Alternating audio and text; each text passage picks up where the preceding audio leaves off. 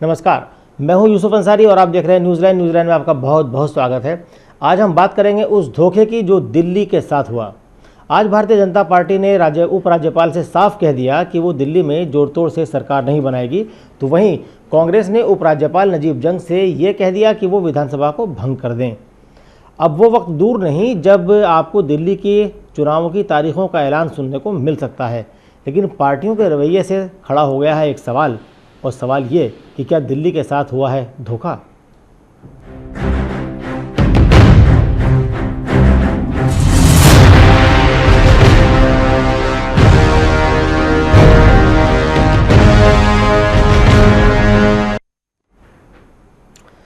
कई बातें हैं जिन्होंने दिल्ली ही नहीं बल्कि देशवासियों को राजधानी में सरकार बनाने के मुद्दे पर हुए खेल को बहुत ही अच्छी तरह से समझा और बता दिया कुछ लोगों ने मिलकर खेल किया है और उनकी चाल काम कर गई। चलिए जान लीजिए दिल्ली के चुनावी खेल पर किस किस पर उठ रही हैं उंगलियां।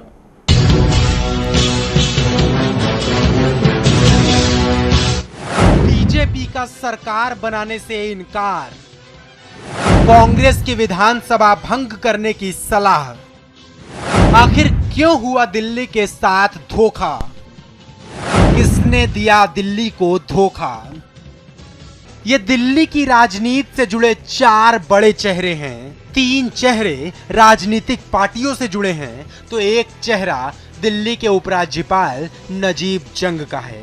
लेकिन दिल्ली में पिछले दिनों सरकार बनाने या फिर से चुनाव कराने को लेकर खेल तीन लोगों के बीच ही चलता रहा। उपराज्यपाल नजीब जंग को कुछ दिन पहले ही सुप्रीम कोर्ट ने दिल्ली के हालात पर फटकार भी लगाई थी। बहरहाल आज बीजेपी के फैसले के बाद करोड़ों हिंदुस्तानियों को यह अच्छी तरह समझ में आ गया कि दिल्ली में सरकार बनाने को लेकर किस किस ने मिलकर खेल खेला, और इसी से बीजेपी और उपराज्यपाल दोनों के लिए ही सवाल खड़े हो रहे हैं। क्या बीजेपी माहौल बनाने का इंतजार कर रही थी? क्या बीजेपी पहले आप पार्टी से डर गई? क्या उपराज्यपाल ने रोल ईमानदारी से निभाया? किस आधार पर राष्ट्रपति को सिफारिश भेजी? चलो एक बार को मान लेते हैं कि उपराज्यपाल ने राष्ट्रपति को इस आधार पर सरकार बनाने की संभावना तलाशने की रिपोर्ट भेजी कि शायद बीजेपी को बाकी विधायक समर्थन दे दें। लेकिन सवाल ये कि लोकसभा चुनाव के बाद अपने दो विधायकों के सांसद बन जाने के बाद बीजेपी समर्थन कहां से जुटाती? अब दिल्ली का ताजा हाल उपराज्यपाल नजीब जंग से छिपा तो नहीं। अब दिल्ली का ताजा हाल उपराज्यपाल नजीब जंग से छिपा तो नहीं था। चलिए आपको दिल्ली का ताजा गणित दिखा और बता देते हैं। बीजेपी के पास 29 सीट है, आम आदमी पार्टी के पास 27 सीट है, कांग्रेस 8 सीटों के साथ है, जबकि अन्य के पास 5 सीटें हैं। जाहिर है कि बहुमत के लिए 5 सीटें कम पड़ने के बावजूद उपराज्यपाल ने दिल्ली में सरकार बनाने की संभावनाएं तलाशने की सिफारिशें राष्ट्रपति भवन को भेजी। अब राज्यपाल ने क्या सोचकर सिफारिश भेजी ये तो वही बता सकते हैं, लेकिन देश की आम जनता को अब सब कुछ समझ में आ गया है। वहीं दिल्ली में सरकार बनाने के मुद्दे पर पिछली सुनवाई में सुप्रीम कोर्ट के कहने के बावजूद भारतीय जनता पार्टी अल्पमत की सरकार बनाने की भी हिम्मत नहीं जुटा सकी। दिल्ली में बीजेपी का खेल काम कर गया और अब केंद्र और 2 राज्य में सरकार बनने के बाद मोदी लहर पर सवार बीजेपी दिल्ली में फिर से चुनाव कराना चाहती है। जाहिर है कि वो समय भी दूर नहीं जब चुनाव की तारीखों का ऐलान हो जाएगा, लेकिन इन सारे खेल में दिल्ली वालों के साथ बड़ा धोखा हो गया। सरकार बनाने के चक्कर में हुए खेल पर करीब 4 महीने बर्बाद तो हुए ही हुए, वहीं अब दिल्ली को एक और चुनाव झेलना पड़ेगा।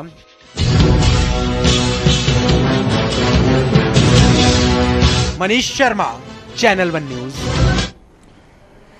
तो आज हम बात कर रहे हैं दिल्ली के साथ हुए धोखे की। आखिर किसने किया है धोखा और क्यों इतना वक्त बर्बाद किया, दिल्ली को बगैर सरकार के रखा गया।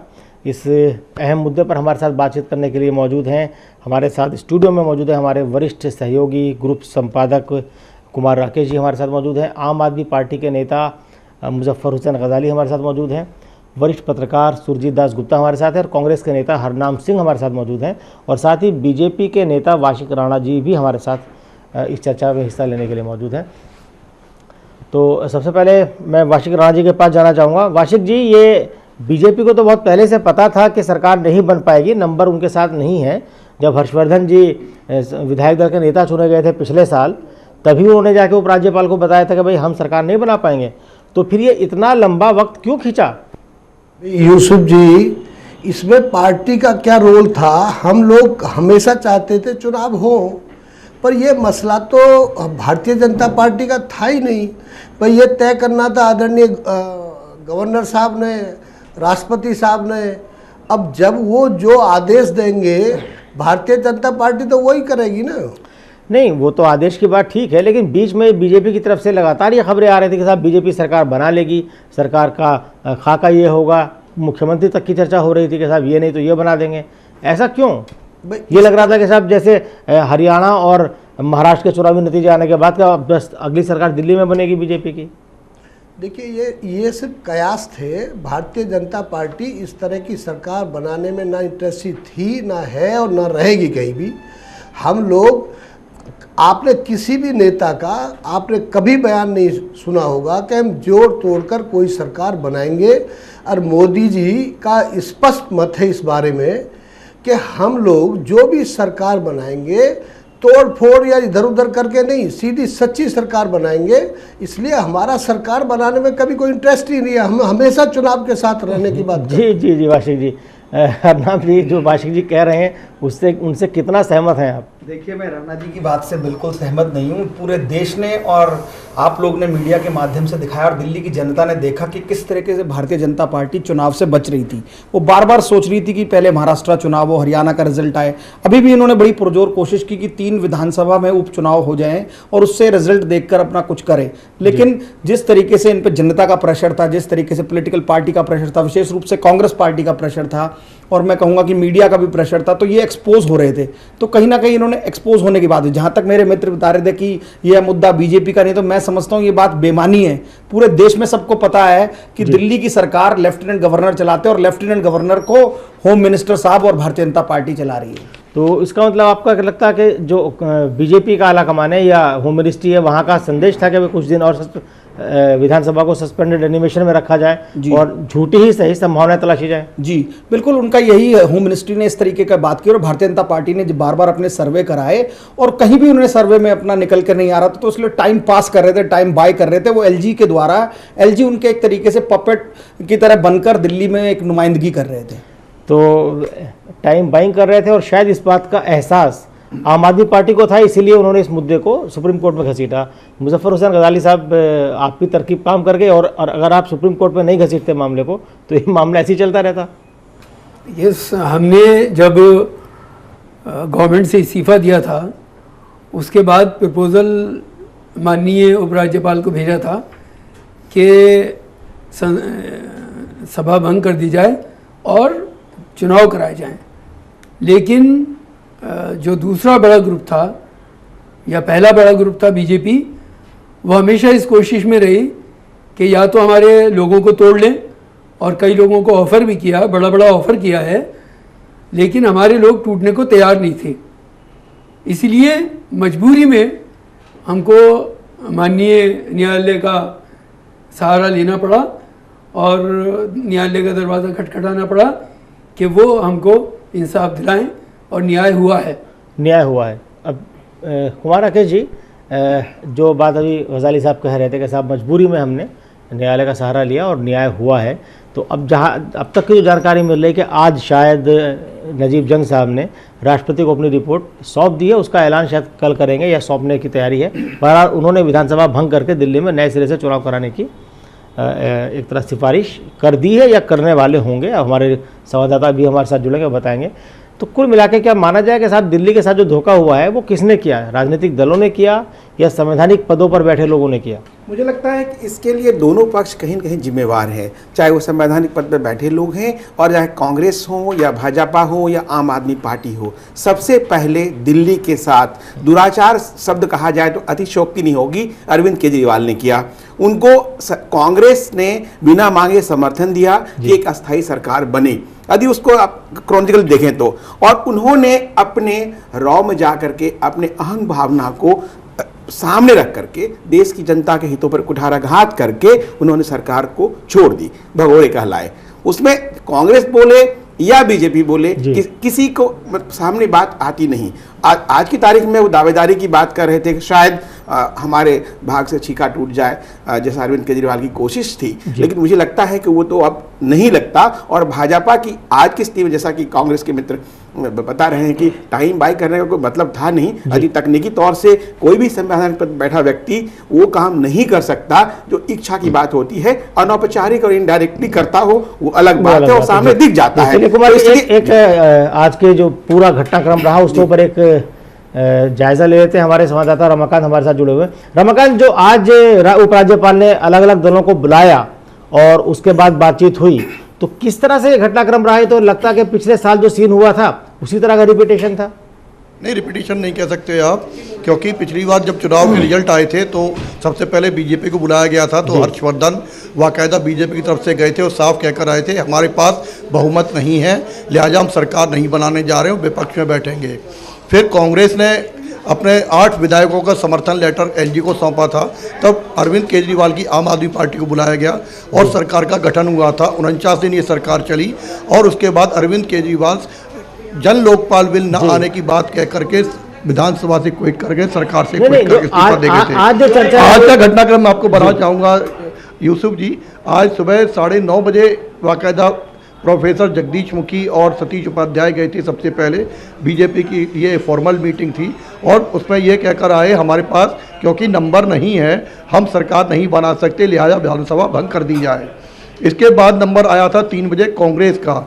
कांग्रेस के हारून यूसुफ वहाँ गए थे। हारून यूसुफ ने वही बात दोहराई कि हम न किसी से समर्थन लेंगे न किसी पार्टी को समर्थन देंगे, लिहाजा सरकार विधानसभा भंग करके फिर से चुनाव कराए जाएं। फिर 6 बजे अरविंद केजरीवाल आए, हालांकि उन्हें 2 बजे बुलाया गया था, तो अरविंद केजरीवाल ने ट्वीट करके ये कहा था कि इतनी जल्दी वो इतने कम समय में वो नहीं आ सकते हैं, लिहाजा उन्होंने साफ कहा कि उन्हें थोड़ा वक्त और चाहिए। तब उन्हें 6 बजे का टाइम दिया। 6 बजे अरविंद केजरीवाल आए थे। उन्होंने कहा था कि आखिरकार क्यों बाकी पार्टियों क्या रुख है, उन्होंने जानना चाहा था उपराज्यपाल से। उपराज्यपाल ने साफ कहा था कि बीजेपी और कांग्रेस सरकार बनाने में असमर्थ हैं, आपका क्या रुख है। तब उन्होंने कहा हम तो पिछले 8 महीने से कह रहे हैं विधानसभा भंग की जाए और जल्द से जल्द दिल्ली में चुनाव कराए जाएं। लेकिन यूसुफ जी, तीनों में खास बात, एक बात तीनों पार्टियों की खास बात ये रही कि तीनों ही पार्टियों के नेता ये सुने गए कि इन चुनाव दिल्ली में जल्द से जल्द हो सके तो J&K और झारखंड के जो चुनाव की ऑलरेडी घोषणा कर चुका है चुनाव आयोग, इसी किसी पहल में, इसी किसी चरण में दिल्ली को भी शामिल करके चुनाव करा दिए जाए। रमाकांत जी, जो ये आज हुआ, आप दिल्ली की सियासत पर आपकी पैनी नज़र रहती है और आपको लगता है कि ये बहुत पहले हो जाना चाहिए था, जो आज तीनों पार्टियों ने जाकर उपराज्यपाल को कहा, उपराज्यपाल को इस तरह का कदम पहले उठाना चाहिए था, उनकी राय ले लेनी चाहिए थी, इसमें देर हो गई। यूसुफ जी, मैं आपको बताना चाहूँगा, लोकसभा चुनाव थोड़ा पीछे जाऊँगा मैं। लोकसभा चुनाव में बीजेपी 7 सीटें जीती थी और उसके साथ ही हर्षवर्धन सांसद बन गए थे, उन्हें अध्यक्ष पद छोड़ना था, सतीश उपाध्याय आए थे। मैं आपको उस वक्त बताना चाहूँगा, उस वक्त भी हर्षवर्धन ने कहा था ये मेरी निजी राय है कि बीजेपी किसी को समर्थन देने की स्थिति में नहीं है, लिहाजा फ्रेश इलेक्शन कराए जाने चाहिए। लेकिन तब सतीश उपाध्याय ने यह कहा था कि हम हर संभावना को तलाशेंगे, हर उस विकल्प को ढूंढेंगे जो उचित लगेगा। इस बात को लेकर के पूरे 6 महीने उन्होंने निकाले। इसी दौरान आम आदमी पार्टी कोर्ट में गई। रमाकांत जी, इसका मतलब हुआ कि दिल्ली बीजेपी के अंदर इस बात को लेके 2 अलग अलग राय थी। एक धड़ा मानता था कि साहब चुनाव कराए जाने चाहिए और एक धड़ा मानता था कि जोड़ तोड़ से सरकार बनानी चाहिए, जैसे कि चर्चा लगातार चल रही थी। पहले भी 3-4 दिन पहले तक चर्चा थी कि सतीश उपाध्याय मुख्यमंत्री हो सकते हैं या जगदीश मुखी हो सकते हैं। मुख्यमंत्री के नाम पे अगर चर्चा चल रही थी बीजेपी में, तो इसका मतलब बीजेपी का कोई धड़ा सरकार बनाने की तैयारी कर रहा था। हाँ, आप इस बात में एकदम दुरुस्त हैं। और ये आपको बताऊंगी, ये कवायद उपचुनाव तक चली है, यानी कि शनिवार को जो मीटिंग हुई थी जिसमें कैंडिडेट चुने जाने थे, उसमें बाकायदा 7 सांसदों को बुलाया गया था इस मीटिंग में, लेकिन 7 में से सिर्फ 4 सांसद पहुंचे, 3 नहीं आए। हर्षवर्धन बाहर थे, लेकिन बाकी 2 सांसद आना मुनासिब नहीं समझा। और इसमें यह भी माना जा रहा था कि जो दक्षिण दिल्ली के पश्चिम दिल्ली के सांसद प्रवेश वर्मा हैं वो नहीं चाहते थे किसी तरह से जो मौजूदा अध्यक्ष हैं सतीश उपाध्याय वो महरौली से उम्मीदवार बने। ये खटास इस कदर बड़ी हुई थी, इसका न केवल पार्टी को एहसास था बल्कि ये भी एहसास हो चुका था कि तीनों विधानसभा चुनाव जो उपचुनाव होने वाले विधानसभा सीटों पर उनमें बीजेपी को हार का सामना करना पड़ सकता है। जबकि पूरी मुहिम जो इस उपचुनाव पर टिकी थी कि बीजेपी तीनों सीटें जीते तभी कोई दिल्ली में सरकार बनने जी रमाकांत जी बहुत डिटेल में आपने जानकारी दी बीजेपी में क्या हो रहा था और उपचुनाव को लेकर किस तरह से खींचतान थी। बहरहाल इसी खींचतान की वजह से लगता है कि दिल्ली में इतनी देर हुई ये फैसला करने में। तो क्या ये मान लिया जाए, आपके पास क्या जानकारी है कि उपराज्यपाल ने राष्ट्रपति को सिफारिश कर दी है विधानसभा भंग करा के नए सिरे से चुनाव कराने की, या अभी नहीं की है, कल करेंगे?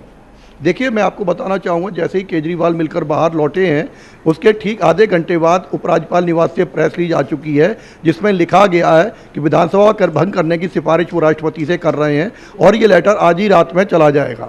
यूसुफ जी शुक्रिया रमाकांत जी, इस जानकारी के लिए बहुत बहुत शुक्रिया आपका। तो सुरजीत जी, जो रमाकांत ने बताया कि बीजेपी के अंदर कहीं ना कहीं संशय था और इसीलिए शायद ये इतनी देरी हुई, और चूँकि आम आदमी पार्टी चली गई सुप्रीम कोर्ट और उसके दबाव में आके उसके नोटिस के ऊपर आके राज्यपाल को जल्दबाजी करनी पड़ी। अगर वो नहीं, ये सुप्रीम कोर्ट में मामला नहीं जाता तो आपको लगता है कि इसी तरह खिंचता रहता? जी नहीं। देखिए, आपका मुख्य सवाल ये है कि क्या दिल्ली के साथ धोखा हुआ है। जी, मुझे ऐसा लगता है कि दिल्ली के साथ उस दिन से धोखा शुरू हुआ है जिस दिन से इसको आधा राज्य बनाया गया। पहले यूनियन टेरिटरी हुआ करता था, तब से आधा राज्य बनाया गया। उस वक्त की दिल्ली जैसी दिखती थी और आज की दिल्ली जैसी दिखती है, बद से बदतर हुई है हालत। सिर्फ यही नहीं, अगर आप तीनों पार्टियों का नाम ले, पहले सिर्फ दो पार्टियां हुआ करती थी। चुनाव में वादे क्या किए जाते हैं? एक तो महंगाई, दूसरा है कि जमीन के जो मामले होते हैं, और तीसरा है पुलिस। दिल्ली की सरकार ना तो महंगाई कम कर सकती है, डीडीए जो है दिल्ली के अंतर्गत नहीं है, दिल्ली पुलिस जो है वो दिल्ली के अंतर्गत नहीं है। तो फिर आप क्या खोखले वादे करते हैं, कोई भी पार्टी हो। इस वजह से धोखे तीनों दे। जहां तक सुप्रीम कोर्ट का सवाल है, मुझे एक बात समझ में नहीं आई कि पहले तो सुप्रीम कोर्ट ने फटकार लगाई, फिर तारीफ की, उसके बाद कहा कि आप तीनों से बात कर लो। मुझे अरविंद केजरीवाल की भी बात समझ में नहीं आई। पहले उन्होंने ये कहा कि बीजेपी के साथ बात करके जो है हॉर्स ट्रेडिंग का रास्ता खोल रहे हैं एलजी। आज सुबह उन्होंने ट्वीट ये किया कि वो सबसे पहले बीजेपी के साथ बात करें। तो हो क्या रहा है समझ में नहीं आ रहा है। इस वजह से, और तीसरा, अब तो क्लियर हो गया उपराज्यपाल। सबसे अहम मुद्दा जो है इस वक्त, चूंकि झारखंड और जम्मू कश्मीर के चुनाव की घोषणा हो चुकी है, चुनाव आयोग इतना व्यस्त हो चुका है कि अभी तुरंत वो दिल्ली में चुनाव नहीं करा सकता। यही सूरत हाल अगर कुछ देर पहले अगर पेश आती तो शायद, जैसा कि आम आदमी पार्टी मांग कर रही है कि 35 दिनों के अंदर चुनाव हो जाए, वो हो सकता था। अब तो फरवरी से पहले चुनाव होगा, मुझे नहीं लगता फरवरी से पहले चुनाव होगा। बहरहाल जो धोखे की बात चल रही थी वो यही चल रही थी कि क्योंकि दिल्ली पिछले करीब 1 साल से कहे, मतलब फरवरी के बाद से लगातार जो भी टाइम है, 9 महीने 10 महीने, तब से दिल्ली एक तरह से बगैर सरकार के है। तो इसके लिए कौन जिम्मेदार? इसके पीछे भी देखिए, जो मैंने आपको फैक्टर्स बताए, जो 3 फैक्टर्स बताए, इन्हीं कारणों से दिल्ली यूनिट जो है बीजेपी की, वो तब तक अपना मुंह नहीं खोल सकती जब तक कि सेंट्रल लीडरशिप से कोई इशारा न आ जाए। और सेंट्रल लीडरशिप को भी इन्हीं फैक्टर्स के कारण ये लगा होगा कि जो 4 राज्य जो चुनाव में जाने वाले थे, जिनमें 2 हो चुके हैं, 2 और होने वाले हैं, पहले वो करा दिए जाए, उसके बाद दिल्ली की सोचेंगे। क्योंकि दिल्ली एक तो राज्य बहुत बड़ा नहीं है। दिल्ली का महत्व जो है तीनों पार्टियों के लिए बस इतना ही है कि यहाँ छोटी से छोटी बात जो है बड़ी खबर बन जाती है जी। और खबर में बने रहने के लिए तीनों पार्टी यहाँ चुनाव लड़ना चाहते हैं। चलिए एक बार फिर रुख करते हैं बीजेपी नेता वाशिक राणा जी का। वाशिक जी, अभी हमारे संवाददाता की बात आपने सुनी, वो कह रहे थे साहब बीजेपी के अंदर बड़ी एक तरह से सिर्फ फुटबॉल की स्थिति रही है दिल्ली में चुनाव को लेके, दिल्ली में सरकार बनाने को लेके और उपचुनाव को लेकर के। मैं अपने भाई जबाली साहब जो अभी कह रहे थे जी, आपने ये देखा कि जब इनकी सरकार दिल्ली में बनी कांग्रेस के सपोर्ट से, तो जब इन्होंने ये सरकार छोड़ने का फैसला किया, वहाँ से भागने का फैसला किया, अगर इनके मन में ऐसा ही भाव था तो चुनाव के लिए रिकमेंड क्यों नहीं किया इन्होंने? पर इन्होंने नहीं किया। उसके बाद चुनाव, इनको ये लग रहा कि हम पूरे देश में अपनी सत्ता काबिज कर लेंगे और हम केजरीवाल जी को जिस तरह से दिल्ली में मजबूरी की सरकार और सीएम बन गए हैं, बनवा देंगे केजरीवाल उसी तरह से प्रधानमंत्री बन जाएंगे। और चुनाव में इनकी हालत बहुत ज्यादा खराब होगी। अदाली साहब, आप पर इल्जाम है कि आपने जो है आपकी सरकार ने रिकमेंडेशन नहीं दी थी। नहीं, हमारी सरकार ने पहले दिन ही रिकमेंडेशन की थी जब उनको इस्तीफा देकर आए थे। मैं पूरी बात इस्तीफा देकर आए थे तो माननीय उपराज्यपाल को ये कहा था कि आप भंग कर दीजिए विधानसभा और फ्रेश इलेक्शन कराइए। माफ करना। और देखिए, भगोड़े का इल्जाम जो है ये गलत है। मैं ये बता दूं, आपको याद दिला दूं, झूठ बोलने का इल्जाम लगाया जा सकता है, भगोड़े का नहीं। जितनी बार दिल्ली के साथ झूठ बोला अरविंद केजरीवाल ने, उतना आज तक भारतीय राजनीति में किसी ने नहीं बोला। कोई झूठ नहीं बोला है। मैं ये बताना चाहता हूं आपको कि लाल बहादुर शास्त्री जब रेल मंत्री हुआ करते थे तो उन्होंने भी बीच में इस्तीफा दिया था। वो तो इसलिए अरविंद केजरीवाल लाल बहादुर शास्त्री को बोलना नहीं जलाली साहब। कहना चाहते कौन सा एक्सीडेंट यूसुफ साहब, मैं कहाँ लाल बहादुर शास्त्री कहाँ कहना चाहता हूँ। हमने ये वादा किया था कि हम यहाँ पर लोकपाल लाएंगे और उसके लिए हमने कोशिश की थी। जब वो चीज नहीं हुई तो हमने तभी इस्तीफा दिया। जलाली साहब, जनता से हमने वादा किया था। जलाली साहब, अरविंद केजरीवाल ने जो भारतीय राजनीतिक शाखा दिल्ली के साथ जो किया है, आज तक किसी नेता ने नहीं किया है। यदि उसको ढंग से, ईमानदारी से विश्लेषण करें। सर, मैं यूसुफ साहब एक बात कहना चाह रहा था आपके कार्यक्रम में कि दिल्ली से धोखा, तो मैं समझता हूं कहीं ना कहीं दिल्ली के लोग सचमुच में ठगे गए हैं। 15 साल कांग्रेस का शासन रहा जिसमें कि दिल्ली की तरक्की, दिल्ली का विकास छुपा नहीं। और मैं समझता हूं बार बार अगर दिल्ली की जनता ने हमें चुना तो कहीं ना कहीं विकास के मुद्दे पर और इस चुनाव में 2013 के चुनाव में मैं समझता हूं कि भारतीय जनता पार्टी के साथ साथ आम आदमी पार्टी ने, जो मैं विश्व में कोई ऐसा नहीं होगा नेता कि 1-1.5 साल की एक पार्टी आए और दिल्ली की जनता उसकी झूठ में आ जाए, बरगला जाए और उन्हें मैंडेट दे। हमें तो झूठ में देश की प्रधानमंत्री बनने का ख्वाब देखने लगे। हमने तो मैंडेट भी नहीं मिला था। दिल्ली की जनता की रिस्पॉन्सिबिलिटी हमें नहीं दी, हमें 8 सीटें दी थी। हमने फिर भी इन्हें आगे बढ़कर पहले की। अब तो हर नाम भी ये तय हो गया है कि चुनाव होंगे। और हमारे संवाददाता ने बताया अभी कि भाई प्रेस रिलीज आ चुकी है कि राष्ट्रपति से सिफारिश कर रहे हैं वो कि विधानसभा भंग की जाए और नए सिरे से चुनाव कराया जाए। बल्कि चुनाव की बात तो हो रही के साथ जो 2 राज्यों को चुनाव हो रहे हैं उनके साथ हो जाए, लेकिन ये पॉसिबल नहीं दिखता है। जो जैसा कि सुरजीत ने भी कहा कि शायद फरवरी से पहले चुनाव पॉसिबल नहीं होंगे, तो फरवरी में भी हो। अब आगे आपकी क्या तैयारी है दिल्ली पर दोबारा से कब्जे की? कांग्रेस के सामने बहुत बड़ा संकट है। देखिए, कांग्रेस के सामने मैं समझता हूं कि दिल्ली के इस 8 महीनों में दिल्ली की जनता जितनी त्रस्त और ग्रस्त रही है, उसने आम आदमी पार्टी को भी देखा और भारतीय जनता पार्टी के श्रीमान मोदी साहब ने जिस तरीके से अच्छे दिनों का वायदा किया था, वो अच्छे दिनों का वायदा भी दिल्ली के लोगों ने महसूस किया और देखा है कि दिल्ली में जिस तरीके से 80-90 रुपए किलो प्याज बिकी और यहाँ पर दिल्ली में बेतहाशा महंगाई हुई, भ्रष्टाचार के मुद्दे पर ये लोग आए थे, काला धन वापसी लाने की बात। पर आप देख रहे हो डीजल पेट्रोल सारा सस्ता हो गया है। डीजल पेट्रोल नहीं आ रहा है। 4 महीने में पहली बार ये बात बिल्कुल सही है। लगातार 2 बार डीजल और पेट्रोल सस्ता हो गया है जी। डीजल 50 पेट्रोल सस्ता हुआ है 2 महीने में, लेकिन पता नहीं क्यों जो बुनियादी जरूरत की चीजें हैं उनके भाव नहीं गिर रहे हैं। देखिए, मैं समझता हूं कि खीरा 60 रुपए किलो मिल रहा है सब्जी मंडी के अंदर। अगर सब्जियों में सबसे बड़ी बात यह है कि आज जब चुनी हुई सरकार ना होने के कारण दिल्ली में जो भ्रष्टाचार चरम पे बढ़ा है, चाहे वो मंडियों में बात हो, चाहे वो प्रशासन में बात हो, मैं समझता हूं दिल्ली का नागरिक अपने को असहाय महसूस कर रहा है और कहीं ना कहीं वो इस धोखे को महसूस कर रहा है कि किस तरीके से आम आदमी पार्टी ने और भारतीय जनता पार्टी ने झूठ बोल के धोखा दिया है। और मैं समझता हूं ये चुनाव जितनी जल्दी हो, हम पुरजोर अपील करते हैं आपके चैनल के माध्यम से जल्दी चुनाव हो, दिल्ली की जनता अपना जवाब देगी। देखिए, मैं यहाँ पर बताता चलूं। नहीं, वाशिक राणा जी कुछ कहना चाह रहे, पहले उनकी बात सुन ले। जी वाशिक जी। यूसुफ भाई, मैं एक बात कह रहा हूँ। आज आदरणीय मेरे भाई हरनाम सिंह जी भ्रष्टाचार की बात कर रहे हैं जी। पूरा देश, पूरी दुनिया ये जानती है कांग्रेस तो भ्रष्टाचार की जन्नी है, वो साबित हो चुका है। पूरे देश में नकार दिया गया है इनको। हर प्रदेश में जहां चुनाव हो रहा है, इनकी भ्रष्टाचार का मुद्दा सबसे बड़ा है। तो ये भ्रष्टाचार की बात करें तो मुझे अच्छा नहीं लगता है। मैं आपके माध्यम से कहना चाहता हूं, अगर देश की जनता ने किसी भी मुद्दों पर किसी को नकारा है तो आज आपके पास सरकार है, आपने 150 दिन की सरकार चलाई है, तो कौन से भ्रष्टाचार में आपकी कमी है? और मैं कहता हूं भ्रष्टाचारी चेक, ये भ्रष्टाचार इस देश की एक बहुत बड़ी आम समस्या है जिससे आम आदमी ग्रसित है, हर जन ग्रसित है। जो भी लोग व्यक्ति किसी भी पार्टी में भ्रष्ट हो, हम उसकी पैरोकार नहीं ना पैरवी कर रहे हैं। मैं आपसे, चाहे रॉबर्ट वाड्रा ही क्यों ना हो, चाहे कोई भी हो, मैं रॉबर्ट वाड्रा जी पे कोई आरोप लगाना बहुत आसान है। अभी हरियाणा में इनकी सरकार है, सेंटर में इनकी सरकार है, अगर कुछ इस तरीके की बात है तो ये लोग स्वतंत्र है, जांच एजेंसी स्वतंत्र है, मीडिया ये चर्चा हम जारी रखेंगे, लेकिन फिलहाल वक्त हो चला है ब्रेक का। ब्रेक के बाद हम फौरन हाजिर होते हैं और इस चर्चा को आगे बढ़ाते हैं। आप कहीं मत जाइएगा।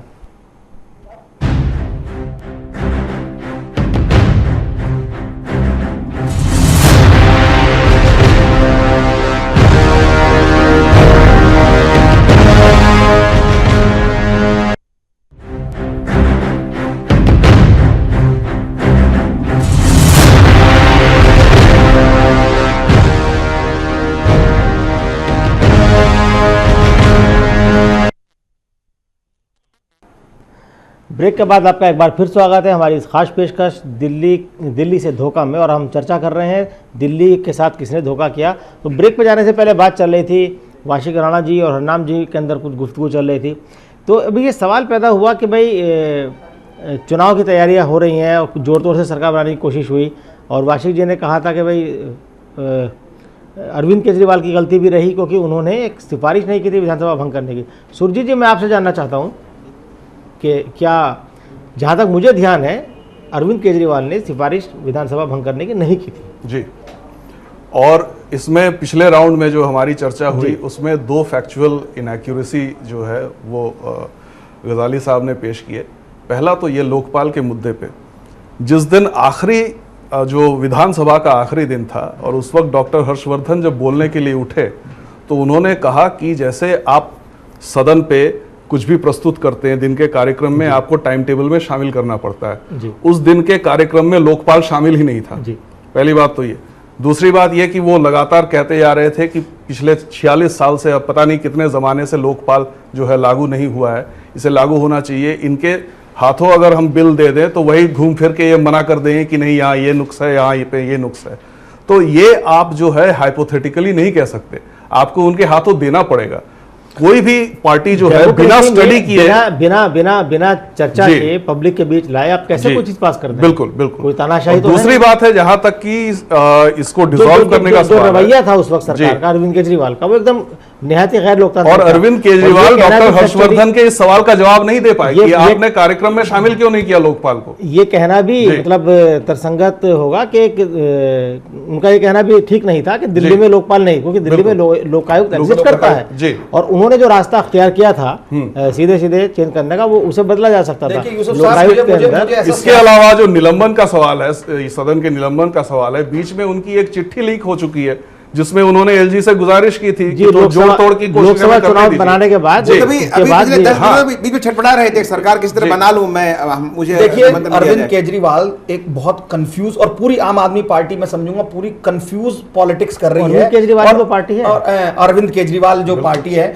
उन्हें उसमें कांग्रेस ने उनके कंफ्यूजन को बढ़ाने का काम किया, कांग्रेस समर्थन देकर। कांग्रेस ने कोई कंफ्यूजन बढ़ाने का काम नहीं किया। कांग्रेस ने एक जिम्मेदार पार्टी के नाते कोशिश की कि दोबारा दिल्ली पर चुनाव है, और हमने अब इन्हें बिगर शर्त इन्हें बाहर से समर्थन दिया कि आप सरकार चलाइए। और मैं समझता हूं कि 49 दिनों में दिल्ली की जनता ने देखा कि एक व्यक्ति पहले चिल्ला रहे हैं कि हमें सत्ता दे दीजिए, हम स्वराज ले आएंगे, हम परिवर्तन ले आएंगे, सुशासन ले आएंगे। जब इन्हें सत्ता दे दी तो फिर ये रेल भवन के बाहर रात में सो रहे हैं अपनी कैबिनेट को लेकर, और कहीं ऊट पटांग काम कर रहे हैं। कभी ये जनता दरबार लगा रहे हैं, फिर जनता दरबार से क्यों हो जा रहा, फिर जनता दरबार को बंद कर दे रहे हैं। इनके ऐसे 49 दिन को अगर आप एनालिसिस करें, और मैं समझता हूं आप एक प्रोग्राम रखिए कि इन्हें सही मायनों में, अभी ये एक नई पार्टी है, इन्हें कम से कम 10-15 साल पहले सियासत के रूप में सामाजिक रूप में काम करना चाहिए। वो तो ठीक है, प्रशासन की कोई पकड़ नहीं है। थोड़ा हम आगे चल के बात करें, जो अब चुनाव होने वाले होंगे दिल्ली में, जब भी होंगे, जनवरी में हो, फरवरी में हो, उसकी क्या तैयारी है आपको? क्या दिल्ली का माहौल एकदम चुनाव के लायक दिख रहा है? दिल्ली में एक सांप्रदायिक हिंसा एक जगह पर हुई, वहां से आप चुनाव भी लड़े थे पिछला। मैं आपको बताना चाहता हूं कि सबसे बड़ी बात अगर मैं कहूं कि दिल्ली में जहां दिल्ली नहीं, पहले मुजफ्फरनगर की बात कह लीजिए, चाहे आप हरियाणा में कह लीजिए, अभी दिल्ली के त्रिलोकपुरी में इतना बड़ा कांड इन फिरका परस्त ताकतों ने, सांप्रदायिक ताकतों ने कराया। और मैं समझता हूं इसमें कहीं कोई इसमें आक्षेप लगाने वाली बात नहीं। मेरे मित्र भाजपा के यहाँ बैठे हुए हैं कि हमेशा इन दंगों का फायदा कहीं ना कहीं हमेशा भारतीय जनता पार्टी को, आरएसएस को, विश्व हिंदू परिषद को रहता है। और यही काम इन्होंने यहाँ त्रिलोकपुरी में भी किया कि हिंदू मुस्लिम एक समुदाय को आपस में लड़ाने का काम किया, जिससे कि एक तनाव और पोलराइजेशन हो।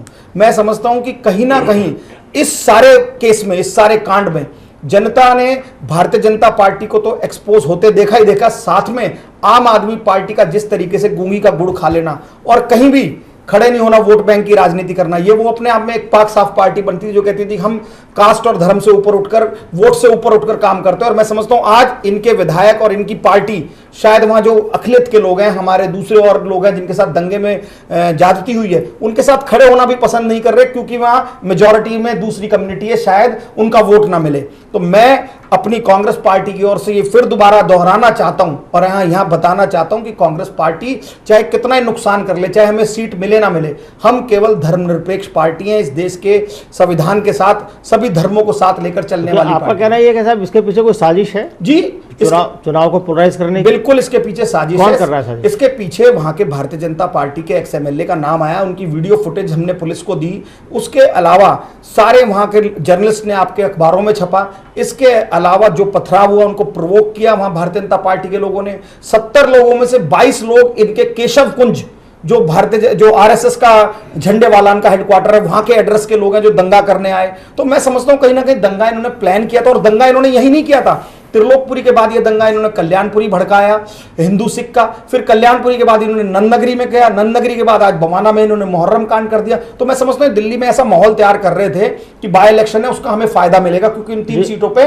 मुस्लिम वोट नहीं है। वाशिक जी क्या कहेंगे? जो हरनाम सिंह सीधे सीधे आरोप लगा रहे हैं आप पर और आपके जो सहयोगी संगठन है। देखिए, कांग्रेस के पास ना तो कोई नीति है, भ्रष्टाचार से भरी हुई है। इन पर एक ही सांप्रदायिकता की बात है। इसका राग इन्होंने जो आम चुनाव है उससे पहले भी बहुत अलापा था। देखिए, ये सांप्रदायिकता का राग नहीं है, ये इस देश के संविधान की बात है। देखिए, आप मेरी बात सुनिए, डॉक्टर भीमराव आप मेरी बात सुनिए, आप मेरी बात सुनिए, मैंने आपकी बात ध्यान से सुनी थी। आपके नेता बहुत ही वरिष्ठ सुशील कुमार शिंदे, आप इस बारे में अपना बयान दे चुके हैं। नहीं, दिल्ली के बारे में बताइए। दिल्ली पर जो हरनाम ने कहा कि दिल्ली में एक साजिश हो रही है पोलराइज कराने की, और उनका कहना है कि साहब बीजेपी करा रही है ये, और बीजेपी का जो इस देश में संगठन है आरएसएस वो करा रहा है। नहीं, इस देश में कहीं कुछ भी हो वो सब बीजेपी और आरएसएस ही कराती है। इनसे मैं पूछना चाहता हूँ, हमारे एनडीए को 300 से ज्यादा सीट मिली है, माफ करना, बगैर मुस्लिम सपोर्ट के इतनी सीट नहीं मिल सकती। हमको मुस्लिम सपोर्ट इनसे कम नहीं है, हमें बहुत ज्यादा सपोर्ट। और अब कश्मीर के अंदर जिस तरह से मोदी जी ने काम किया है, देश का मुसलमान भारतीय जनता पार्टी पे विश्वास नहीं कर रहा। अरे देश का मुसलमान मोदी जी पे विश्वास नहीं कर रहा। और आपका मकसद भी यही है। आप ये राज अलापते थक गए हैं। आप कश्मीर, हमारी सरकार आएगी, हरियाणा में हमारी सरकार आ गई, महाराष्ट्र में आ गई, झारखंड में आ गई। अरे हमको हर झारखंड में कहां से आ गई? अभी तो चुनाव ही नहीं हुआ। जाएगी, आज जाएगी, क्लेम कर रहे हैं, क्लेम कर रहे हैं। आप देख लेना, ये दोनों हमारी गवर्नमेंट आएगी, ये आप ये अलापते रहो, इसमें कोई दम नहीं है। देखिए, मैं दिल्ली के सरकार से बात करूंगा, आपने दिल्ली के धोखा कहा है। मैं मानता हूं हरियाणा में इनकी सरकार आ गई, महाराष्ट्र में आ गई, क्योंकि कहीं ना कहीं कैसा दौर चला है एंटी इनकम्बेंसी का। चाहे आप कितने विकास की बात करो, लोग एंटी इनकम्बेंसी के नाम पर वोट खिलाफ में देते हैं। कश्मीर की प्रॉब्लम को मोदी जी ने पूरा देश को झोंक दिया है। वाशिक जी, कश्मीर में हम बात करेंगे, अभी दिल्ली चल रहा है। बातें करते हो, मुसलमान के हित की कोई बात नहीं करते हो, उनको वोट बैंक की तरह यूज करते हो। जी, वोट बैंक की तरह यूज करते हैं, ऐसा कहना है वाशिक राणा जी का। मुजफ्फर भाई, आप बताइए क्या कहेंगे? देखिए, पहले तो मैं ये अर्ज कर दूं कि 49 दिन की सरकार में हमने बिजली के दाम आधे कर दिए थे, सब्सिडी देकर जनता के फेवर का बाद में चौगुने हो रहे हैं। आज वो रेट जो है 8 रुपए 40 पैसे तक पहुंच चुके हैं। जी, वो उन्हीं का परिणाम है, उन्हीं का परिणाम है। उसका भी जवाब दे रहा हूं, आपकी मेहरबानी है। कोशिश हो रही है, तो इस पोलराइजेशन में आम आदमी पार्टी कहाँ खड़ी होगी? आज गायब थी, पूरे दौर से गायब है। बयान आया है कि बीजेपी बाकायदा तौर पर इस जगह को पोलराइज कर रही है, दिल्ली को। और ये जो 4 अभी बड़े नाम गिनाए हैं, यहाँ पर एक और ट्रेंड सेट करने की कोशिश थी, और वो थी मुस्लिम और दलित को लड़ाने की, ताकि एक नया ट्रेंड शुरू हो। आज तक ये दलितों को इस्तेमाल करते रहे, लेकिन यह एक नया ट्रेंड। देखिए आपकी देखिए मैं समझता हूं इसकी जिम्मेवारी अगर विपक्ष के रूप में यूसुफ साहब इनके सबसे ज्यादा विधायक हैं विपक्ष में भारतीय जनता पार्टी के बाद। आप समझिए इनके अरविंद केजरीवाल साहब, इनके मनीष सिसोदिया, इनके कोई बड़े नेता इस बात पर बात करने के लिए तैयार नहीं है, और ना उन्होंने कहीं कोई मुद्दा उठाया। दिल्ली में पिछले 5-7 दिनों से बयान आ चुका उनका इस बात को लेकर। कौन सा बयान आया? चुनाव आगे तो बयान दे रहे होंगे, लेकिन 7 दिनों से देश की अकलियत और बाकी समाज देख रहे होगा। यूसुफ साहब, इस मामले में, इस दंगे के मामले में मैं कुछ ऐसा कुछ कहना चाहता हूं कि जो राजनीतिक पार्टियों के लोग हैं वो ये कहना अफोर्ड नहीं कर सकते। अगर आप त्रिलोकपुरी जैसे जगह की जांच करें तो जमाने भर के जुआरी, नशेड़ी, शराबी, जेब कतरे, वहां पर मतलब पूरा एक लॉलेस सिचुएशन है। जहां पर एक लॉलेस सिचुएशन है वहां पर किसी भी अफरा तफरी को आप उसको दंगे का नाम दे सकते हैं। जी, बड़ी बड़ी हैरानी की बात है। दूसरी बात ये है हर तरह का क्राइम वहां होता है, लेकिन अचानक किसी पर्टिकुलर पॉइंट पे आकर वो मामला हिंदू और मुसलमान हो जाता है। हाँ, क्योंकि उससे राजनीतिक तौर पे फायदा पहुंचता है। देखिए तो इसमें दोनों पार्टी को लाभ होता है, कांग्रेस को भी लाभ होता है, भाजपा को लाभ होता है, आपकी जरूरत है आपको लाभ होता है। इसमें देखिए आपकी पुनर्निर्वाचन की बात आज से हो रही है, आज से हो रही है। कल तक तो सिर्फ उपचुनाव की बात हो रही थी। उपचुनाव कहां होने थे? जहां से डॉक्टर हर्षवर्धन छोड़ गए, जहां से रमेश बिधुड़ी छोड़ गए और जहां से परवेश वर्मा छोड़ गए। इन तीनों में से कहीं पर भी दंगे नहीं हुए। तो भाजपा को अगर दंगे कराने होते तो इन जगहों पे कराते, क्योंकि पुनर्निर्वाचन हो गए। ये तो आज से बात शुरू हुई है, कल तक तो ये बात नहीं। वहां पर इसलिए नहीं कराया उन्होंने। तीसरी बात ये, क्योंकि वहां पर मुस्लिम कम्युनिटी या अकलियत के लोग या माइनॉरिटीज के लोग वहां पर है नहीं, शून्य, और वो उसका फायदा इसीलिए ले रहे जा रहे थे क्योंकि वहां पर मेजॉरिटी लोग जो हैं वो एक पर्टिकुलर समुदाय के, जिससे कि वो एक संदेश दे। ये बात सही नहीं है। तुगलकाबाद में बहुत भारी संख्या में मुसलमान मौजूद हैं, जो रमेश बिधुड़ी के कॉन्स्टिट्यूएंसी में आता है। राकेश जी, आप क्या कहें? जो हरनाम सिंह ने कहा कि भाई दंगे यहाँ करा के वहां उसका फायदा लेना चाहते हैं, क्या मुझे लगता है कि हरनाम जी कहीं न कहीं भारतीय राजनीति में उस दुर्भावना से प्रेरित है कि बिना कुछ किए, बिना रचनात्मक काम किए वोट लेने की जो इनकी नीति है, खासकर कांग्रेस में कुछ नेताओं की या कुछ लोगों के एक वर्ग की, और खास और राजनीति में भी शायद हरनाम जी उस विचार को कहीं से कहीं परिलक्षित कर रहे हैं। दूसरी बात है, जिस तरह से आरोप लगा रहे हैं कि उन्होंने दंगे किए या करवाए, तो यदि भारत का इतिहास देखा जाए 42 से लेकर 47 से लेकर आज तक जितने दंगे हुए, करीब 400 से ज्यादा बड़े दंगे हुए, हालांकि 1800 में भी दंगे हुए सदैव और आज भी हो रहे हैं, जो भी है उसके यदि तह में जाएं तो कारण कौन है, उसमें कौन सी पार्टी जिम्मेवार है? कहीं कांग्रेस जिम्मेवार होती है, कहीं भाजपा जिम्मेवार होती है, लेकिन उसको उस जमाने में तो कांग्रेस अकेली पार्टी थी। मैं उसी पर आ रहा हूं। जी, आप जो बात कर रहे हैं मैं उसको संक्षिप्त रूप में ये कहना चाहता हूं और ये बताना चाहता हूं, जो एक मैसेज की बात है, जो दंगों की राजनीति जो भी करते हैं, चाहे कांग्रेस या बीजेपी, दोनों जिम्मेवार हैं समाज को तोड़ने के लिए। जहां तक जोड़ने की बात है, अभी हरनाम जी का जो बयान है वो समाज को जोड़ने वाला नहीं है, तोड़ने वाला है। और इसलिए आपको सुन लीजिए, आपने बोला, बहुत बोला आपने। मेरा मानना है एक भारतीय नागरिक होने के नाते तमाम धर्म संप्रदाय से परे होकर करके जो आप इंडियन सिटीजन हैं, आपको उस नाते सोचे तो इस तरह की बातें नहीं करनी चाहिए किसी मंच पर। जो गलत है सो गलत है, जीतना अधिकार है, तो इसमें ऐसा नहीं है। जो गलत है तो गलत। भाई के नाम में बड़ा हूं तो मैं अपने छोटे भाई को दबा दूं, कोई दबा नहीं रहा है। यहाँ विचारों की बात है, एक पॉजिटिविटी की बात है। आपको और उस चीज को परिप्रेक्ष्य में चले गए। जी, इतिहास के परिप्रेक्ष्य में फैक्ट की बात कर रहा हूं। फैक्ट तो पता नहीं, बहुत सारी चीजें हैं, फैक्ट भी सापेक्ष होता है, निरपेक्ष नहीं होता है। फैक्ट की बात है, उसमें नहीं किसी व्यक्ति को ऐसी बातें नहीं करना चाहिए त्वरित लाभ के लिए। जी, सुरजीत जी, मैं आपसे समझना चाहता हूँ, आप कभी आम आदमी पार्टी का हिस्सा रहे हैं और सामाजिक कार्यकर्ता भी रहे हैं। दिल्ली में पहली बार जब से मतलब विधानसभा बनी है 2013 में एक ट्राइपोलर मुकाबला हुआ, और दंगों का जो फिनोमिना है, चाहे वो छोटे पैमाने पर है, एक नया फिनोमिना दिल्ली के लिए है। पिछले 20 साल से तो हम देख रहे हैं कि दिल्ली में कोई इस तरह का सांप्रदायिक तनाव ऐसा नहीं हुआ कि कर्फ्यू लगाना पड़े। देखिए 15 साल के कांग्रेस के शासन में एक मिनट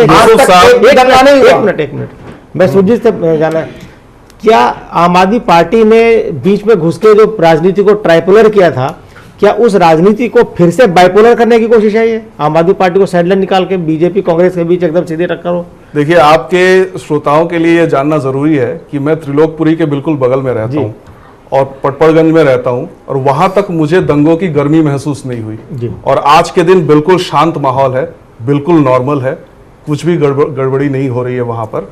तो अगर चुनाव को पोलराइज करने की अगर कोशिश होती तो हीट हमें भी फील होती। हम बगल के मोहल्ले में रहकर हमें कोई गर्मी महसूस नहीं हो रही है, और बिल्कुल भाईचारे के साथ लोग आपस में मिल रहे हैं। भाईचारे के साथ तो मैं ये कहना चाहता हूं कि कांग्रेस और आम आदमी पार्टी मिलकर जो आरोप लगा रही है भाजपा पे, अगर वो आरोप सच है तो इनके लिए बहुत चिंता का विषय है। क्यों? क्योंकि भाजपा को माना जाता है कि ब्राह्मणों और बनियों की पार्टी है, और जितने भी ये गरीब तबके के जितने एरियाज हैं वो कांग्रेस के कब्जे में थे। पिछले चुनाव में वो सारे इलाके जो आम आदमी पार्टी के पास चले गए। तो अगर भाजपा में इतनी काबिलियत है, इतनी ताकत है कि वो दलित इलाके में दंगे भड़का सके, मतलब पहले से ब्राह्मण और बनिया तो उनके साथ थे ही, अब दलित भी उनके साथ आ गए, तो फिर इनके पास रहा क्या? इनके पास कुछ रहा ही नहीं। हाँ, यदि वोट बैंक की बात कही जाए जी, मुजफ्फर साहब, ये आपके लिए ये सब आपके लिए खराब हो सकती है। आपने जोड़ा, आपने जोड़ा, मैंने वोट बैंक की बात नहीं करी। मैं गजाली साहब आपके बयान में वोट बैंक की बात है। जो दलित पिछली बार झाड़ू देख के आपके साथ आया था, अब तो झाड़ू नरेंद्र मोदी ने उठा ली है, तो उधर अगर भाग जाएगा तो आपका क्या होगा? देखिए, आम लोगों ने इस आपका क्या होगा जनाब? मैं वही अर्ज कर रहा हूँ कि आम लोगों ने, आम जनता ने इस पार्टी को खड़ा किया था जी। दिल्ली का आम और आम जनता बाहर करेगी, और आम जनता अब भी इसके साथ है। जब दिल्ली में इलेक्शन होंगे तो आम आदमी पार्टी फिर बता देगी कि उसका कितना वजूद है। चलिए वाशिक राणा जी के पास चलते हैं। वाशिक जी, जो अभी आपने सुना, हरनाम ने कुछ कहा और सुरजीत ने भी कुछ कहा कि भाई एक कहीं ना कहीं कुछ सुरजीत की ने जो एनालिसिस किया है, उनका कहना यह है कि भाई अगर ये इस तरह का पोलराइजेशन होता है तो उसमें सीधे तौर पर बीजेपी को फायदा है। नहीं, मैं एक बात और बताना, आम आदमी पार्टी के भाई है, इनके लिए एक बात कहना चाहता हूँ जी। मनीष सिसोदिया आपके बहुत बड़े नेता हैं जी, जैसा मैं नंबर 2 का मैं मानता हूँ। पिछले 10-12 दिन पहले मैं पटपड़गंज में रहता हूँ, रिट्रीट अपार्टमेंट में। वहाँ पार्क में इन्होंने एक राजपूत सम्मेलन किया था, पूरे राजपूतों को बुलाया था, एक जात का सम्मेलन किया था, वहाँ आम आदमी पार्टी का नहीं। ये इस नीचे स्तर पे आ चुके हैं, चाहे जात का हो चाहे धर्म का हो, किस तरह से हम चुनाव जीते। अगर ये लोग इतने ही मजबूत हैं, मनीष जी को क्या जरूरत पड़ी थी वहाँ अपनी कॉन्स्टिट्यूंसी में राजपूत सम्मेलन करने की? देखिए, इसका मैं जवाब आपको देता चलता हूँ कि जो पॉलिटिक्स में, राजनीति में जो दूसरी पार्टियां तरीके अपना रही हैं, हम लोग क्या बात है, हमारे जैसे लोग बाहर आ गए। बहुत अच्छी बात है। देखा, यहाँ तो वही हो रहा है जहाँ जगह होता है। गजाली साहब, उस ट्रेंड को हम चेंज करना चाहते हैं, इसीलिए हम सब लोगों को जमा करके बताने की कोशिश कर रहे हैं। नहीं, जाति की बात आई, बात है जलाली साहब, जातिगत बात आई, जातिगत सम्मेलन की जो बात आई। वाशिक राणा जी ने सवाल उठाया, बहुत बुनियादी सवाल है। आम आदमी पार्टी इन सब चीजों से दूर थी और उसने कहा कि भाई हम अलग तरह की राजनीति करना चाहते हैं। मनीष सिसोदिया मेरे भी बहुत अच्छे मित्र हैं, मेरे सहयोगी काम कर चुके 5 साल हम लोगों ने एक साथ काम किया है, उन्हें अच्छी तरह मैं जानता हूं, वो मुझे अच्छी तरह जानते हैं। अगर ये आम आदमी पार्टी कर रही है साहब राजपूत सम्मेलन या किसी और जात का सम्मेलन, तो ये तो बीएसपी वाली राजनीति है, ना कांग्रेस की राजनीति है, ना बीजेपी। इन्होंने बार-बार कहा वोट के लिए लालची नहीं है, लेकिन अरविंद केजरीवाल का भी लास्ट इंटरव्यू आप देख लीजिए हिंदुस्तान टाइम्स में, उनसे सब पूछा गया कि आखिरी सवाल में आपसे सबसे बड़ी गलती क्या है, तो उन्होंने कहा मुझसे सबसे बड़ी गलती है सत्ता छोड़ने की, अब दोबारा नहीं छोड़ूंगा। तो कहीं ना कहीं इसमें सत्ता लोलुपता दिखती है और ऐसा लगता है कि वो दोबारा मेरे खेल में ला रहे हैं और बेचैन जुआ खेल रहे हैं, वो जुआ खेल रहे हैं इस तरह से। उनके कहने का मतलब ये है, राजनीतिक पार्टी बनाई जाती सत्ता हासिल करने के लिए, फिर पाखंड और ढोंग किस लिए करा रहे हैं? हम सबसे अनूठे हैं। अरविंद केजरीवाल ने अपना प्रचार शुरू कैसे किया? रेडियो पे वो ये बोलने लगे कि हम इसलिए सरकार छोड़ के भाग गए तो उन्होंने कहा नहीं, सरकार हमें छोड़नी पड़ी कि आपने हमें 35 से कम सीटें दी थी, इस बार आप 35 देकर देखिए तो हम पूरे 5 साल तक चलाएंगे। मतलब इस बार अगर वो 1-2 के लिए चूक गए तो फिर से वो पुनर्निर्वाचन कराएंगे। ये तो बहुत ही गैर जिम्मेदाराना एक ये हुआ। और मैं तो ऊपर वाले का शुक्र मना रहा हूं कि आज आपकी जानकारी में जो बातें आ रही हैं, गजाली साहब पता नहीं अरविंद के कितने नजदीक हैं, मैं उनसे ज्यादा नजदीक रह चुका हूं। मैं उनके घर उनके साथ नाश्ता कर चुका हूं, उनके साथ लंच कर चुका हूं, उनको गाड़ी में घुमा चुका हूं। ये सारी फिरका परस्ती की बातें, ये सारे प्लान वो मेरे सामने बनाते थे और मुझे बहुत ही छटपटाहट होती थी, और उस छटपटाहट से मैं लास्ट में जब मतलब टिक नहीं पाया तो मैं बाहर निकल आया। ये अच्छा हुआ कि लोगों के सामने जी गजाली भाई बहुत गंभीर आरोप लगाया सुरजीत ने आपके सहयोगी रह चुके पार्टी के अंदर, कि क्या वाकई पार्टी के अंदर ऐसा है? नहीं, ये बिल्कुल गलत बात है। मैं भी अरविंद के इतने ही करीब रहा हूँ जितना अभी आज नहीं है बताया जलाली साहब, आज नहीं है। और मैं उनके हर उस कार्यक्रम में रहा, उनका मैनिफेस्टो बनाने में रहा, संविधान बनाने में रहा, और उन चंद लोगों में था जिन लोगों ने उसकी पूरी डाकबेल रखी। लेकिन ऐसी कोई चीज़ मुझे कभी नजर नहीं आई, तभी मैं इसका संस्थापक मेंबर बना। तो सुरजीत जी को नजर आती है, आपको नजर मैं आपको एकदम पूरा एकदम वाकया बताता हूँ। पिछले अगस्त का, सैकड़ों लोग हैं दिल्ली पिछले में। अगस्त का इस बात को इस तरीके से अगर जोड़ना चाहूंगा, अगर आम आदमी पार्टी का आप स्ट्रक्चर देख लें तो अरविंद केजरीवाल, मनीष सिसोदिया, अपना आपके आशुतोष जी, आपके कुमार विश्वास पहले थे, ये लोग थे। मैं समझता हूँ कहीं ना कहीं इन्होंने अपना चेहरा एक अपर लोगों को बनाया हुआ है। कहीं भी जो सोशल इक्विलिब्रियम होता है, सोशल बैलेंस होता है, सोशल बैलेंस मैं समझता हूँ इनकी पार्टी में कहीं भी कोई ऐसा कोई दलित फेस नहीं दिखाते, कहीं कोई प्रवक्ता नहीं बनाते, कहीं कोई माइनॉरिटीज के लोगों को आगे नहीं रखते। अर्नब जी, उन्होंने एक बहुत अच्छा नारा दिया था, स्वराज का। स्वराज मतलब जो व्यक्ति बैठे हैं उसका राज, बहुत ही आम जनता का राज। तो स्वराज में ये मैं इसे इख्तिलाफ करता हूँ, नहीं, ये ऐसा नहीं था, बल्कि आम जनता की बात थी। दूसरों को और देखिए, हमने 49 दिन के अंदर ये बता दिया था कि कोई टैक्सी वाले से पुलिस वाला पैसा नहीं वसूलता था। बिजली के दाम आधे हुए थे, पानी के दाम आधे हुए थे, कहने की बात है। और लॉ एंड ऑर्डर के अंदर तो अब क्या उम्मीद आपको दिल्ली की जनता से? अब क्या उम्मीद आपको है? देखिए, अब हमें ये उम्मीद है कि जनता हमको पूरी बहुमत के साथ में लाएगी, क्योंकि उसने देखा है कि अगर दिल्ली में कोई काम किया है तो वो सिर्फ आम आदमी पार्टी ने किया है। हरनाम जी, अब आपको दिल्ली की जनता से क्या उम्मीदें हैं? देखिए, दिल्ली की जनता से हमें पूरी उम्मीद है, आशा है, और हमें विश्वास है कि दिल्ली की जनता अब इन 8 महीनों में भारतीय जनता पार्टी और आम आदमी पार्टी बेनकाब हुई है। वो दोबारा सुशासन चाहती है, अच्छा प्रशासन चाहती है। दिल्ली जिस तरीके से विकास की ओर अग्रसर थी और 15 सालों में ये वर्ल्ड सिटी बनी थी, तो मैं समझता हूं दिल्ली की आबोहवा बदली थी, दिल्ली का नक्शा बदला था। दिल्ली में सबसे ज्यादा एशिया में फ्लाईओवर्स बने, मेट्रो बनी, अंडरपास, ओवरब्रिजेस, स्टेडियम्स, ग्रीनरी, सब में दिल्ली ने लीड ली थी। और मैं समझता हूं कहीं ना कहीं वो लीड 8 महीनों में रुकी है और उस पर कहीं ना कहीं एक पैच लगा है। तो दिल्ली की जनता समझ रही है कि इस तरीके से एक तरफ तो ये लोग हैं जिन्हें प्रशासन का कोई वो नहीं है, जिन्हें केवल आरोप प्रत्यारोप करने हैं, ये केवल नकारात्मक राजनीति करने आए हैं, पेसिमिस्ट लोग हैं। दूसरी तरफ ऐसे लोग राज कर रहे हैं जो झूठ बोल के आए थे और जिन्हें टेस्ट कर लिया गया सेंटर में कि ये लोग काम नहीं कर सकते, केवल एक विपक्ष के लिए बने हैं। सही मायनों में अगर मैं कहा जाऊं कि कांग्रेस पार्टी एक ऐसी पार्टी है देश को सुशासन और अच्छा प्रशासन दे सकती है और विकास दे सकती है। वाशिक जी हरनाम जी कुछ ज्यादा पुरुमीद नजर आते हैं मुझे, आपको क्या लगता है? चाहता हूँ कि जब ये आम चुनाव हुआ था, thumping majority Bharatiya Janata party जीती। जी बिल्कुल। बीच में कुछ बाई इलेक्शन हुए, वहाँ हमारी पार्टी के कुछ लोग हारे, तो ये सब यूनाइट हो गए, सारी पार्टियां, चाहे बिहार में ये है, पूरा एकदम ये एक हो गए, सारे एक हो गए। उसके बाद 2 चुनाव हुए, वहाँ पूरी तरह हार गए। आज मैं ये कहना चाहता हूँ, अब देश में कहीं कोई चुनाव हो, भारतीय जनता पार्टी जीतेगी। इस देश की जनता का मोदी जी में विश्वास जीता है, उनको विश्वास है कि ये ना आदमी खाएगा ना खाने देगा, ईमानदारी से दिल्ली को जो धोखा दिया है, क्या दिल्ली की जनता धोखेबाजों को सबक सिखाए कि कौन धोखेबाज है? धोखेबाज आम आदमी पार्टी है भाई। इन्होंने 2 बार सरकार बनाने की कोशिश की है, 8 महीने कांग्रेस 5 महीने के अंदर दिल्ली वालों की एक बार बना ली थी कांग्रेस ने, तशदद की सजा के दी थी सत्ता।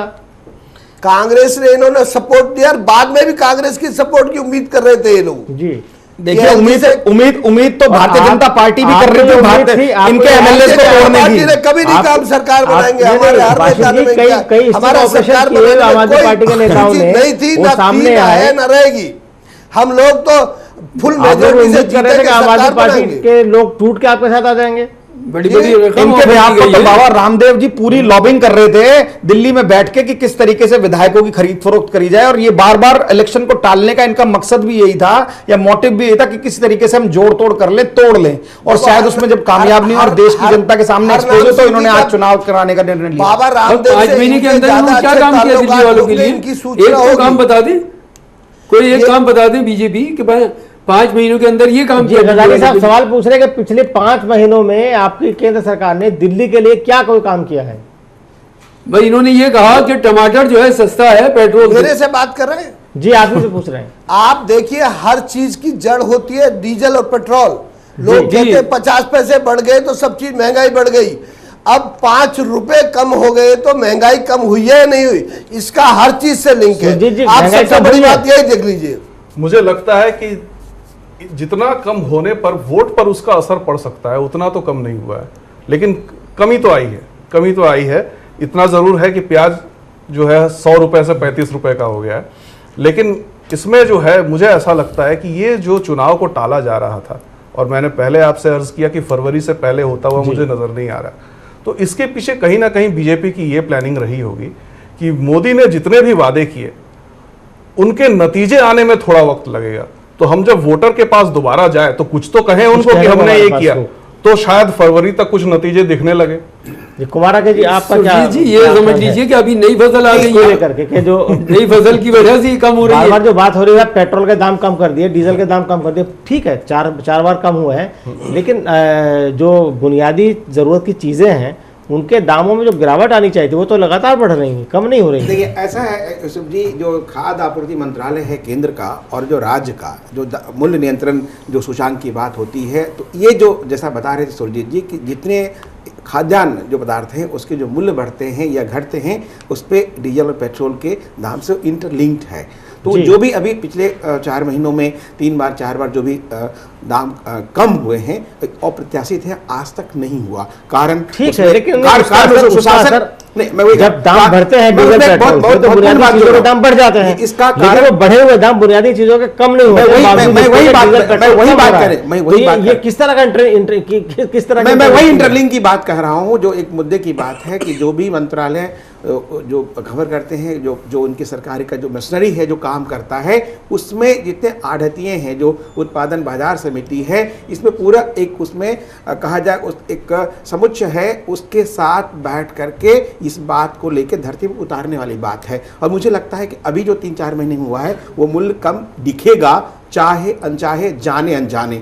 ये मंत्रालय केंद्र में अभी आपको कब तक मुझे ऐसा लग रहा है, जो आकलन है कि 1 महीने के अंदर दिखेगा। इसके मंत्री रामविलास पासवान है केंद्र में, और जो राज्य में है उनके साथ एक समन्वय स्थापित करके वो मूल्य कम दिखेगा। मुझे ऐसा लग रहा है। एक बार जो एमआरपी पड़ गई किसी जी नहीं, ऐसा नहीं। जी जी, क्या वो एमआरपी आपने कभी कम होती हुई देखी है? देखिए मुझे ऐसा लगता है बहुत ही कम, सीधा जवाब अगर मैं तो मुझे ऐसा लगता है कि भाजपा की कहीं पर भी सरकार हो, केंद्र में हो या राज्य में हो, भाजपा की सरकार अगर महंगाई कम करने की कोशिश करे तो सबसे बड़ी बाधक के रूप में उसकी विचारधारा आती है।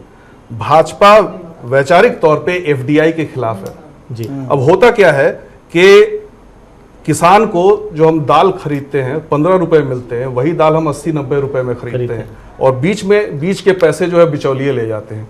एफडीआई का इन्होंने भरपूर विरोध किया, जो कि आम आदमी पार्टी भी विरोध करती है, कांग्रेस ने लाने की कोशिश की थी।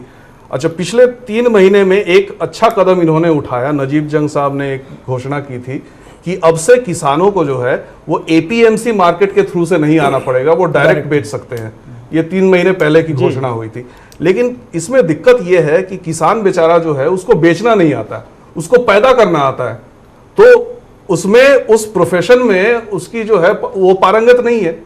अब जब तक वो पारंगत होगा वो अपनी दुकानें लगाएगा और डायरेक्ट बेचेगा। नहीं सुरजीत जी, उसमें जो मार्केटिंग की जो बात आप कर रहे हैं, मार्केटिंग को लेकर के भारत सरकार की नीतियों में कई परिवर्तन हुए हैं और किए जा रहे हैं, जिससे कि जो उत्पादक है, ये जरूर है, जो उत्पादक है उसको सही मूल्य मिले, और जो महाराष्ट्र के जो नए सीएम बने हैं, महाराष्ट्र के नए सीएम बने फडणवीस, उनका एक मैं इंटरव्यू देख रहा था दूसरे एक चैनल पे। उन्होंने कहा कि उनके चीफ सेक्रेटरी ने उनसे गुजारिश की कि कोई एमएनसी आया था और एमएनसी ने कहा कि हमें जो है यहाँ बिजनेस लगाने में 76 एनओसी की जरूरत होती है, नो ऑब्जेक्शन सर्टिफिकेट की। हमने 64 हासिल कर लिए और 12 और हासिल करने में हमारे पसीने छूट रहे हैं। तो ये नीति हम चेंज करेंगे। तो आप देखिए कि फडणवीस जो है वो आरएसएस का आदमी है, जैसे ही वो सरकार में आ जाता है उसको इकोनॉमिक समझ में आ जाती है। जी नहीं, साथ साथ नरेंद्र मोदी ने कहा है कि हजारों कानून जो सरे गले कानून उसको खत्म चला है। करें। हाँ, हम वो भी जरूरी है ना, दिल्ली जो की कानून धोखे से है। लेके एफडीआई तक चले आए हैं। बहरहाल इस दिल्ली पर धोखे पर तमाम लोगों ने चर्चा की बैठकर। मेहमानों का, सभी मेहमानों को यहाँ पर आने के लिए बहुत बहुत शुक्रिया। अगर सुप्रीम कोर्ट की माने तो दिल्ली में अल्पमत सरकार भी बनाई जा सकती थी, लेकिन भारतीय जनता पार्टी ने अल्पमत की सरकार बनाने पर भी हाँ नहीं भरी।